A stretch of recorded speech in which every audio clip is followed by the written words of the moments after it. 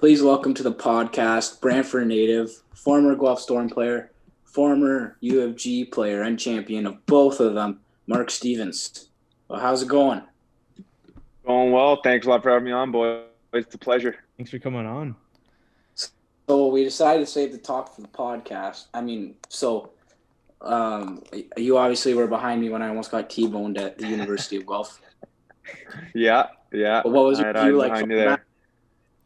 Yeah, no, I saw you drifting over in the lane. I was like, this might not be good. And then the head on a swivel by you there pulled it out just in time, but it could have been bad. Well, they braked. Yeah, they braked it. I was just zoom out of there. Yeah, agility. But I kind of, you don't know what to do. So, I kind of braked. I was like, wait, I can't brake. I gotta get out of here. Because you know what I mean? You kind of panicked. So I kind of braked. And then I was like, oh, man. And then I stepped on the gas and jolted out of there. Of course, yeah. No, it was some quick twitch muscle there. Could tell you're an athlete behind the wheel. Out of trouble. But so the story that I saved for you and on the air is today. And that I was coming down a hill in the country road. And I was on the phone with my uncle and my buddy in the car. We're coming home from practice. Yeah. So I'm on the phone with my uncle because he came to watch the practice. So we're talking. But I'm holding it like this while driving, right? Mm-hmm. So we're going my hill.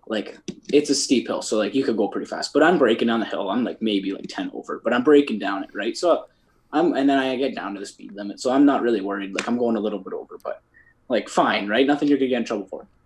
Yeah. And I was braking the whole way down. But I still have my hand up. So we pass this cop, and then we pass a cop with my hand up with the phone. And I'm like, uh-oh, this isn't good. And he's like, uh-oh. Whatever. So we come up to our turn, which isn't that far past the cop. And we turn and we're looking, and the cop hasn't moved, right? So we're good. Mm-hmm. We cross the bridge, turn on the highway, not a big highway, just 2-lane highway. Turn onto it. The guy hadn't moved. All of a sudden, he's behind us, right behind us. He caught all the way back up. So I'm like, oh no! I tell my uncle, I was like, okay, the cop's back. We should probably go. He's like, okay, see. So I hang up and I'm off the phone now, right? I'm like, oh man, this isn't good. It goes from 80 to a 60 at that spot. So I'm like, oh man, I need to slow down. He's right on me. He's so close to me. The cop so close to behind me, where I felt the urge to need to speed up. He was that close to me. So I'm kind of speeding up, and I'm like, oh man, I'm speeding right now. I gotta slow down. He's right behind me. So I'm I can't slam on the brake. He was so close to me that he would have to slam on his brakes, and he still might hit me. So whatever. I'm like, okay, I'll slow down. So I'm slowly slowing down. I'm getting to 5 over, 10 over. I'm at 10 over slowly. All of a sudden, his arm goes up to the top. And I'm like, uh-oh. That's where they turn on their lights, right? I'm like, that's where they turn on the lights, right at the top? Yeah. Yeah, that's where they turn on the lights. I'm like, uh-oh. He just sits there with his arm at the top. This guy's just toying with you. A good 15, 20 seconds. His arm's at the top. I'm like, I'm not even watching the road. I'm just watching this wave. See if and I was telling Nate and Keith, at this point, I'm waiting for him to turn his lights on. You know what I mean? Yeah, just pull yourself over at this point. Yeah. I'm waiting. So stressed. I'm just so stressed. I'm just waiting. I'm thinking I'm waiting for him to pull over. I'm going to tell him, I wasn't on my phone. I clearly couldn't have been texting. It was too close to my face. Yeah. I clearly was on the phone, and I was I'm just thinking, I was going to tell him, I was just on speakerphone. I didn't have it on my ear. I just shouldn't have been holding it, hoping he would let me off. Right. I'm just thinking, hopefully he'll let me off. It wasn't terrible. So I'm just waiting for him to pull me over. He sits for a good 15, 20 seconds with his hands up. I'm still slowing down. I get to the speed limit 5 under. Finally takes his arm down. I'm like, his arm's down. I think we're good. So then we go up to the light, and I'm like, okay. We are turning right. He pulls up beside us. So I'm just straight forward, looking. So I think he wanted to check if I still had the phone up or something. Yeah. There was a red light, so we were there for a second, and then I was able to turn right, and he went straight. Oh my gosh, it was so stressful. What a beauty move by the cop. Honestly, kind of a good learning lesson. Instead of getting a ticket and losing a couple points for being on your phone, kind of gives you a little scare. It's in the back of your head next time, and wake up. Yeah, drop a little warning. So that would have been heated though. That was my 4th time. You're literally just sitting there is he gonna pull me over? Is he gonna pull me over? His arm's just up. it wasn't like his arms up, like just sitting there. Yeah. Like he was probably holding, like, is there a handle at the top? Because he was definitely holding on to it if there was. Like just sitting there. Like I was like, oh my gosh. Like I don't know if he's waiting for me to do something. Like The cops are gonna know your name soon. yeah, I know. We're not posting a clip of this. This is just going in the episode. But, Yeah. yo, stressful story. All right. Hopefully that doesn't incriminate me. That doesn't incriminate me, does it? Exposing yourself in the podcast. Well, I Yeah. wasn't on my. I was on speakerphone. I was just holding. Yeah, just to You're allowed be clarify, on- yeah, you weren't on your phone. Yeah, you're allowed to be on speakerphone, aren't you? Yeah. Yeah, I hope. All right. Okay. Just not Let's get into supposed to the be holding it up.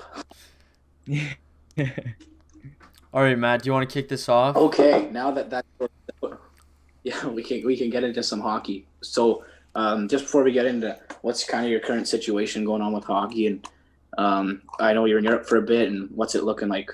Yeah. As of right now, yeah, I got back from Europe about a month and a half ago. I was over in Finland playing in the Masters League there. Got about 6 exhibition games in, and then decided to come back home due to COVID-related issues. So just back in Guelph, Ontario now, skating, working out, just trying to stay ready for the next opportunity. I think you should also pick a bone with elite prospects because it doesn't say you went to Europe. Oh, really? Yeah. I took it off? If they're exhibition games, they must have not counted it.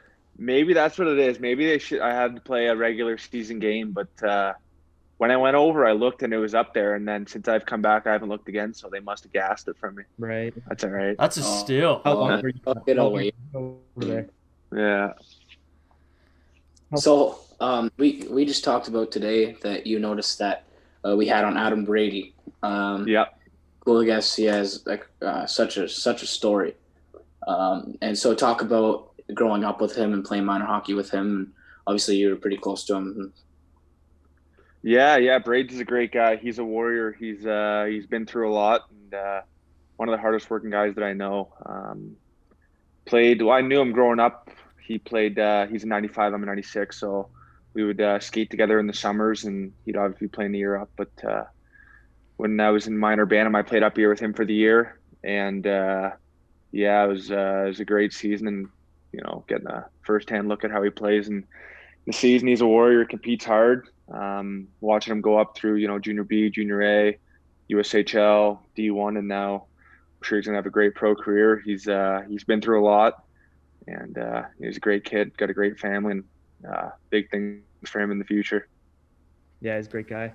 So Yeah. kind of, it was just a question that kind of popped in my head. So, so since you went D1, were you always kind of thinking OHL, or was D1 in the picture as well for you, or did you have like anything in mind?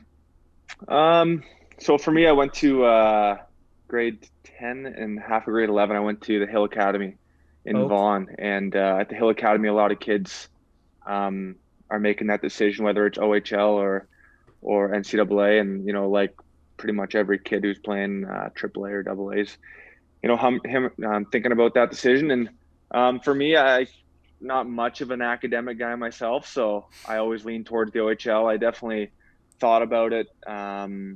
My brother Justin actually went to Mercyhurst for a couple years on a D1 scholarship, so I definitely looked at that road, but I thought that the OHL would best fit my game, and I'm happy with my decision by going there. Cool, fair enough, yeah. Now, we'll definitely get into that a little bit more, but let's jump right at the beginning where you had your minor hockey experience in Brantford, where it all kind of started. Yeah, Brantford's a good spot. They've produced some good players. I'm sure you guys know Wayne Gretzky. Oh yeah, comes from ring a bell. comes from Brantford. So yeah, it was a great city. Like I said, both my brothers played Brantford minor. So like most Canadian families, we spent pretty much every night at the rink. Brantford was good to me. I had a good time there. I was all the way up till Major Bantam. I played up here in Major Bantam, and then decided to leave and go to Welland, and then finished minor hockey in Vaughan. But Brantford was good to me. Obviously, like you guys, you play and meet your best buddies and become lifelong friends. And Brantford's a lot of fun. Why the did you go to Welland? Um, I was playing up here, and I was contacted by and my brother Mike was going to Ridley College at the time, and in St. Catharines.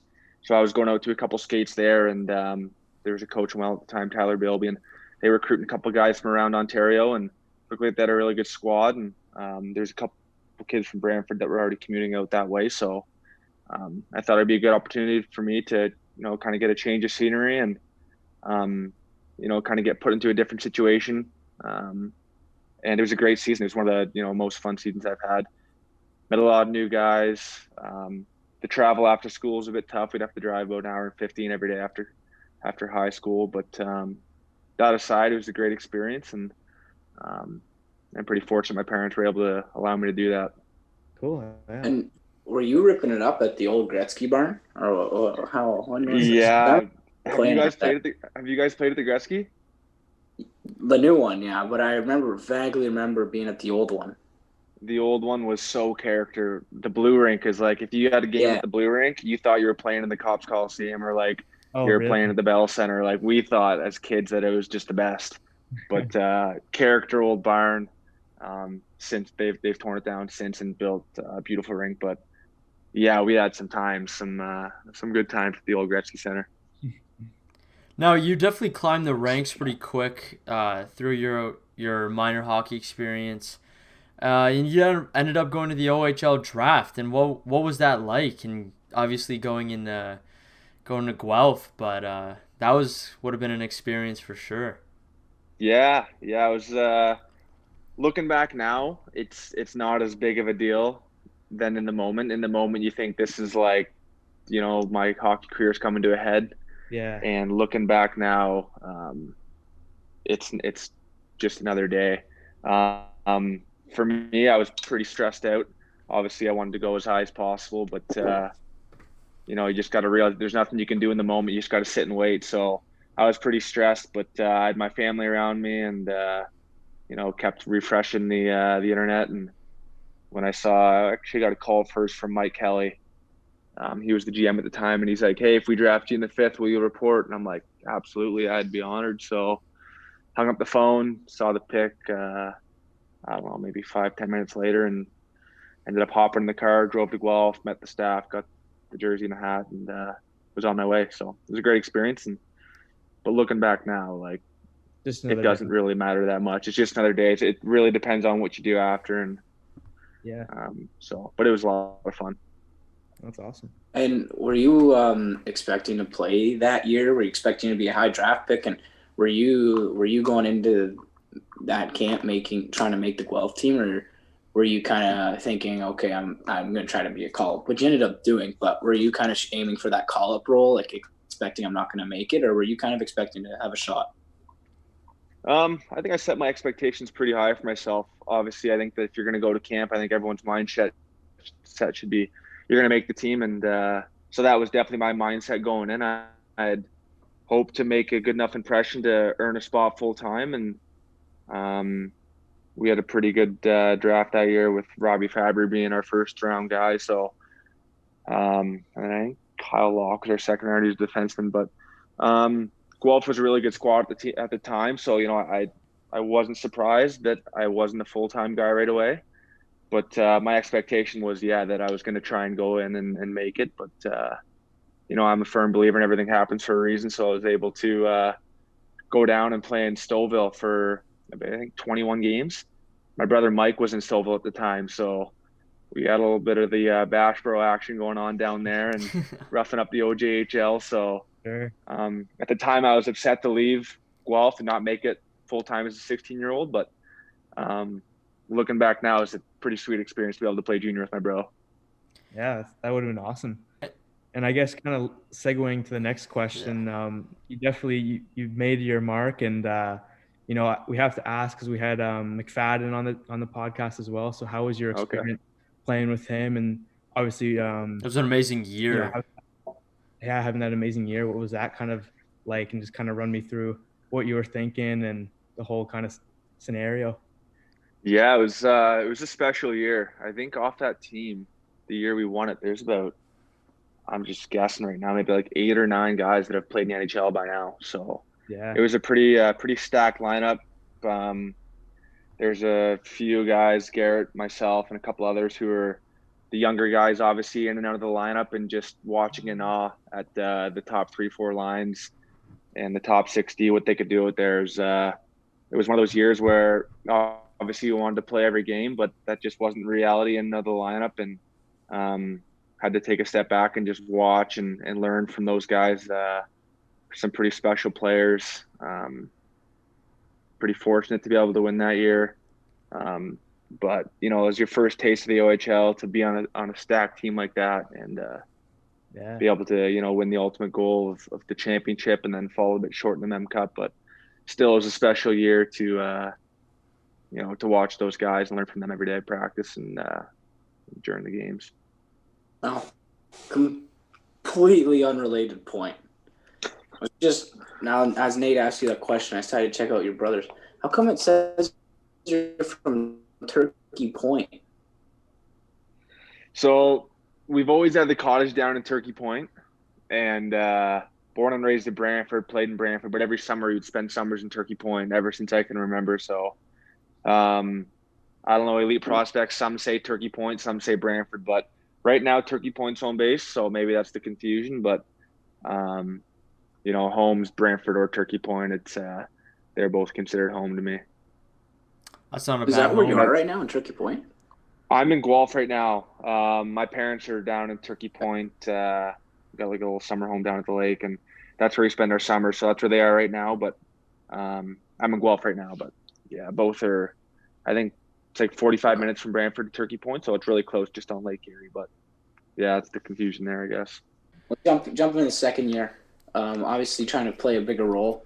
You obviously played in every game I think you could that year. Yeah. Which, even playing 43 games on that team is impressive enough. That team is so crazy how good they were.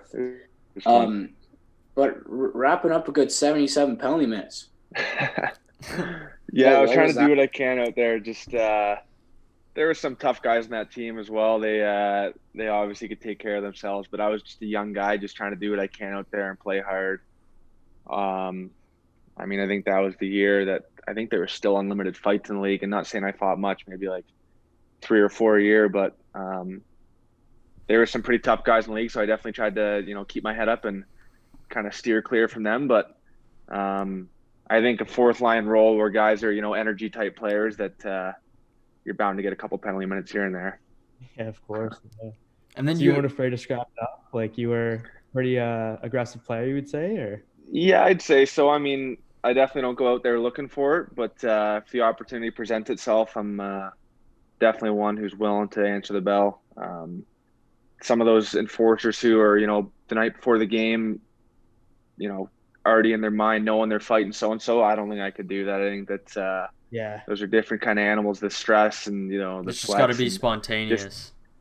Just to know that they're fighting, I think that'd be pretty stressful. But for me, just from the fights that I've had, most were just like, just in the moment, felt like the right time, and I went from there. So it was fun.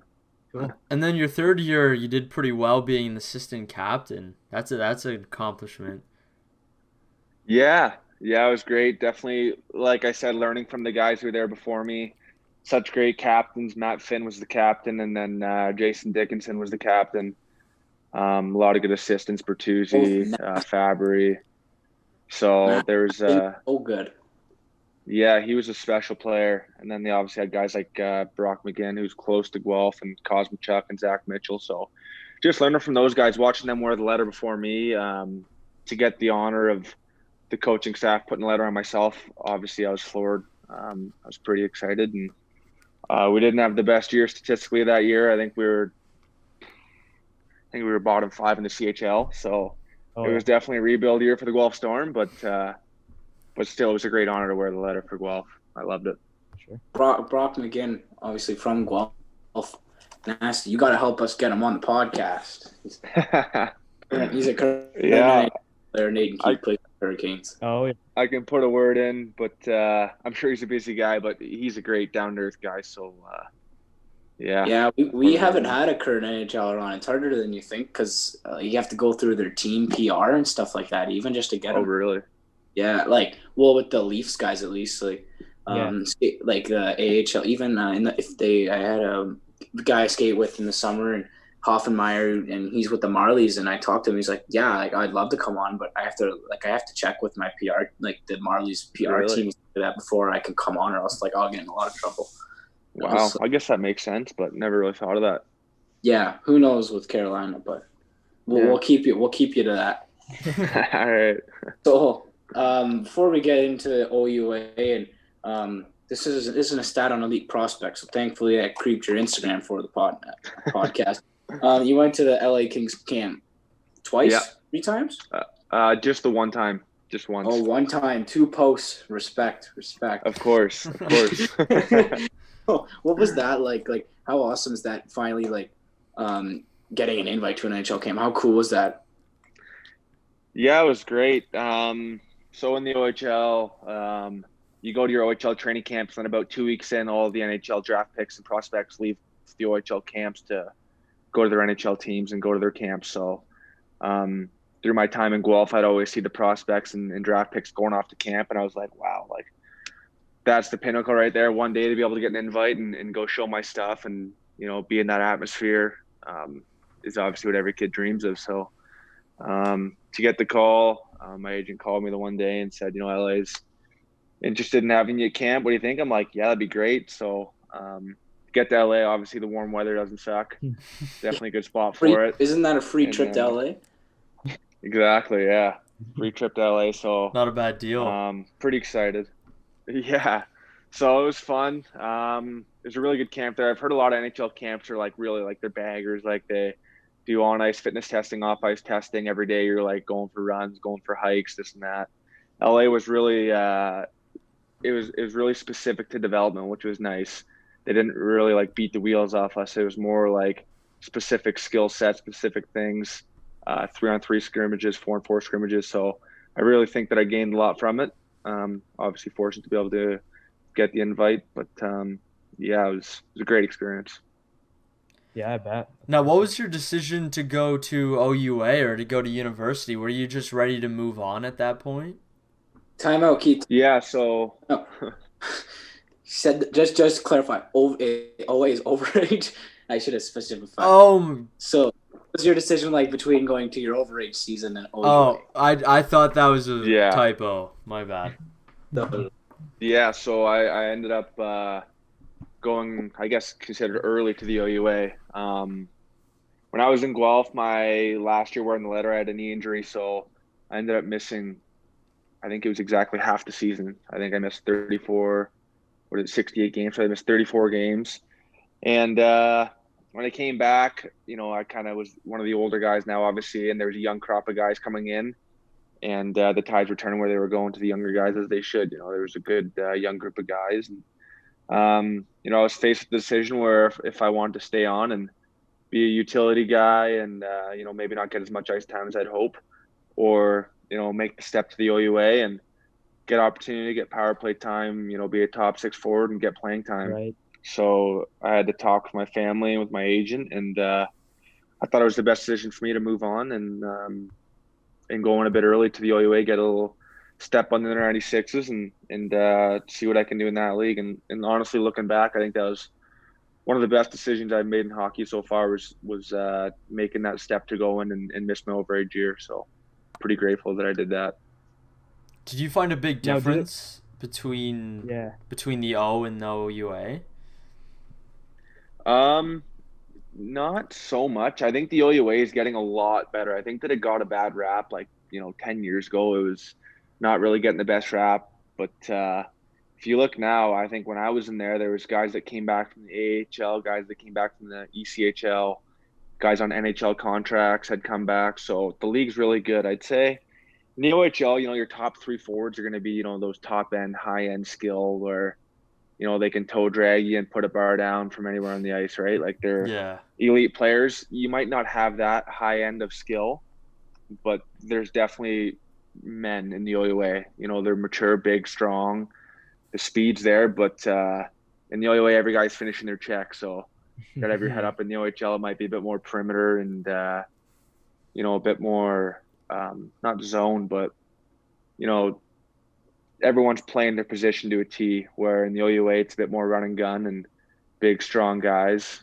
So I'd say that's the biggest difference. But I think that the OUA hockey is pretty high end these days. So Interesting. Yeah, that's awesome. Yeah. Yeah. Do you want to go, Nate, or you want me? Yeah, I mean, I was just kind of touch on like now, like with that being said, like, did you find that you could probably kind of take over the team a little bit more? Like, could you find like taking the knowledge from your like OHL kind of stuff? Like, could you find that you could, teach other players from Guelph, or kind of like what was your Transfer kind that of skill, mindset like? basically. Yeah, I mean, a lot of guys who go through the OHL and don't end up going pro go to the OHL. So there's a lot of those guys that are there. It's just not the highest end guys who have already moved on to the OHL. So it wasn't so much me teaching them. I was definitely still learning from those older guys that were there. I was fortunate enough that my brother Mike, who I played with in Stouffville, was already in Guelph. That was one of the big reasons why I decided to stay in Guelph, was to play with him again. So he was already at U of G, and he took me under his wing again, and moved into his house for a bit. And it wasn't so much teaching them anything. I was definitely learning a lot from them. We had some good players in that team as well. Josh McFadden come back from San Antonio. He was on an NHL deal with Florida. Okay. Scott Simmons was I think he went to Pittsburgh camp a handful of times. There's some really good players. So everyone was just a good atmosphere where guys still wanted to move on to the next level. It wasn't where showing up to the rink and just dicking around. It was pretty, a good atmosphere, and guys wanted to get better. So it made for a good season.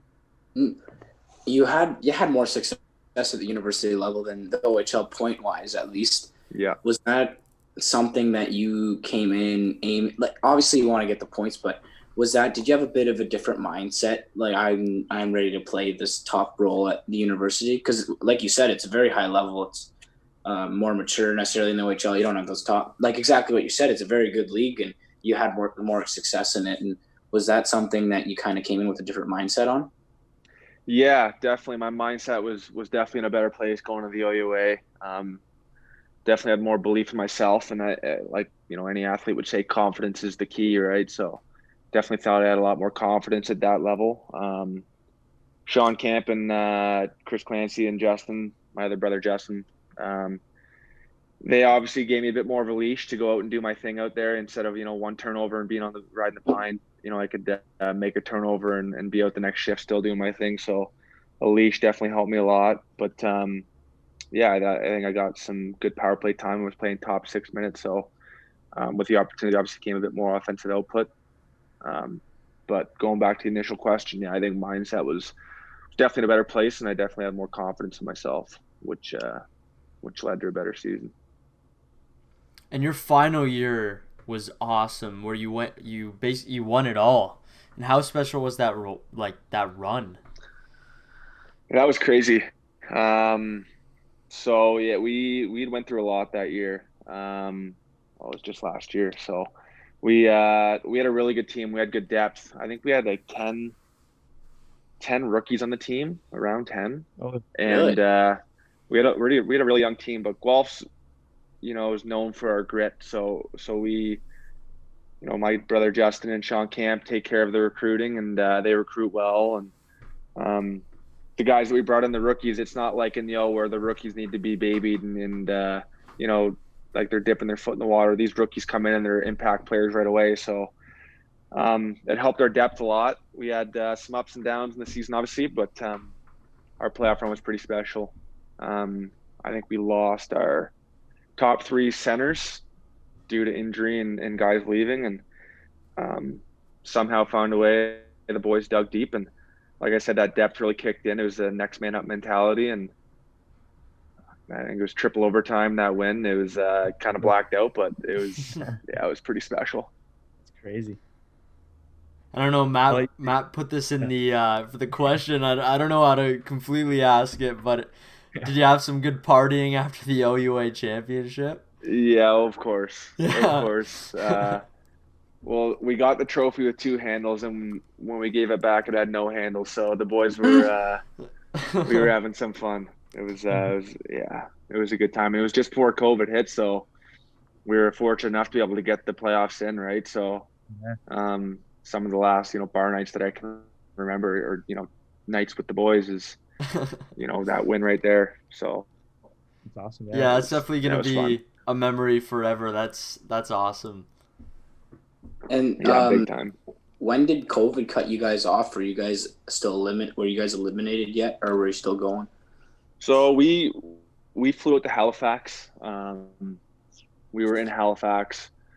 I forget the day, but we had a game the same day as I forget the basketball player's name, but he had got confirmed COVID. So that was the day, I think. Yeah, that guy. So that was the same day that social media started to take off. Seasons were starting to be canceled. Leagues were starting to drop out. And we had a game that night against St. Mary's. So all the boys were kind of, talking amongst each other, like, is this game going to happen? What's going to go on? And we ended up playing the game. We lost. I think it was 4-2 or 4-1. We lost the game, and it's single game elimination in at nationals for U Sports. And we come in the room after the game, and coach is like, "Well, tough loss, but just so you guys know, the term's officially canceled now." So, What a good like, loss. like we literally walked in, as we're like walking down the tunnel, you could hear like the media speaking about like how the tournament's been canceled. So we're like, well, there's pros and cons. Obviously, it sucks to lose, but it's also nice to get that finishing note on our team season in my OUA career, where in the back of your head you always could have thought maybe we could have won nationals that year, right? But it was kind of nice to get the closure where we fought our hardest and came up short, but still pretty happy to get the game in and just to get the closure. So I'm assuming it was your plan the whole time to take a shot at Europe or start in Europe or maybe the East Coast to AHL, right? Everyone, Yeah. And go NHL. So how did that kind of play out? And you only played 6 exhibition games out there, but how did that play out and how did that end up?